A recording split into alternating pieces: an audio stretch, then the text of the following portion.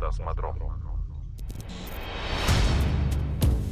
Саламатсыздарбы достор? Бүгүн биз сиздерге Матрица киносунун таң калыштуу дүйнөсүнө саякат жасайбыз. Анда эмесе баштайлы.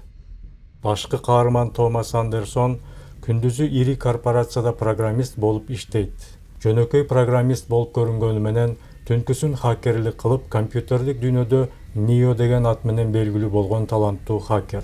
Ал матрица деген сырдуу термин тууралуу маалыматка ээ болуп, бул түшүнүктүн чыныгы маанисин изилдеп, ал жөнүндө чындыкты билгиси келип, жашыруун иш алып барган Морфеус аттуу сырдуу адам менен байланышууга аракет кылат.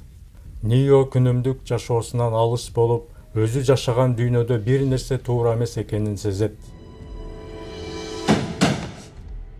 Who is it? Бир күнү Нио Морфеус менен байланышка чыгат. Нио Морфеус менен жолугуп, анын чыныгы дүйнө жөнүндөгү көз карашы өзгөрөт. Морфеус ага матрица бул жасалма интеллект тарабынан түзүлгөн виртуалдык санариптик симуляция же жалган дүйнө системасы экенин түшүндүрүп берет.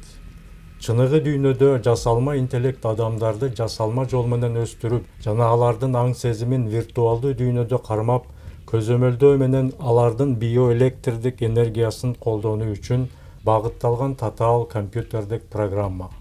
Морфеус менен Нионун сүйлөшүүлөрүндө реалдуулук деген эмне, чыныгы дүйнө жана жалган дүйнө, эркиндик, тагдыр жана тандоо сыяктуу темалар талкууланат. Нио баарын түшүнүп, матрицадан чыгууга макул болот. Морфеус Ниого кызыл жана көк дарылардын бирөөсүн тандоосун сунуш кылат. Кызыл дары чындыктын ачкычын, ал эми көк дары болсо күнүмдүк турмушка кайтып келүүнү билдирет. Эгер Нио көк дарыны тандаса, анда ал матрицада калып, жалган дүйнөдө мурдагыдай жөнөкөй жашоосун уланта берет. Ал эми кызыл дарыны тандаса, анда Нио матрицадан, башкача айтканда жалган дүйнөдөн чыгып, чын дүйнөгө өтөт. Do you want to know what it is? Ошентип Нио көп ойлонбостон кызыл таблетканы тандап чыныгы дүйнөгө өтүп ойгонот.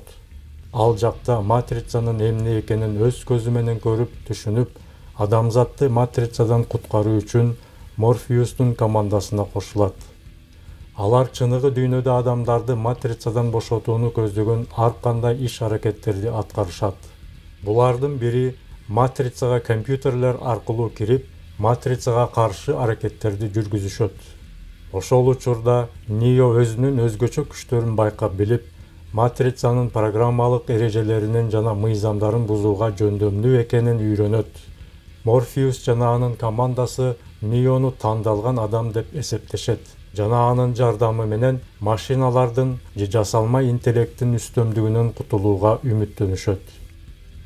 Нионун максаты матрицага каршы күрөш жүргүзүп, аны талкалап, адамдарды кулчулуктан бошотуу болуп саналат.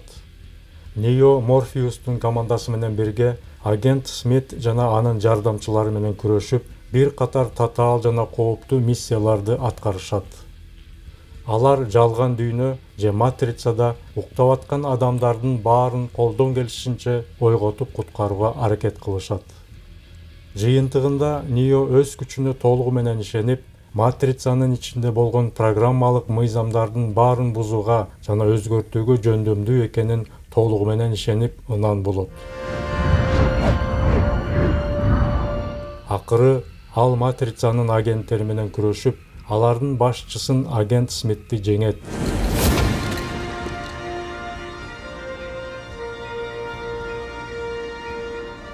Фильмдин соңунда Нио адамзатты матрицадан бошотууга болгон үмүтүн жана күчүн көрсөтөт.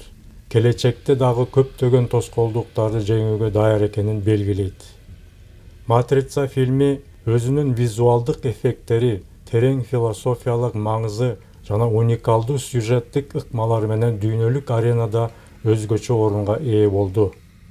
Фильмде көптөгөн символдор жана философиялык түшүнүктөр камтылган.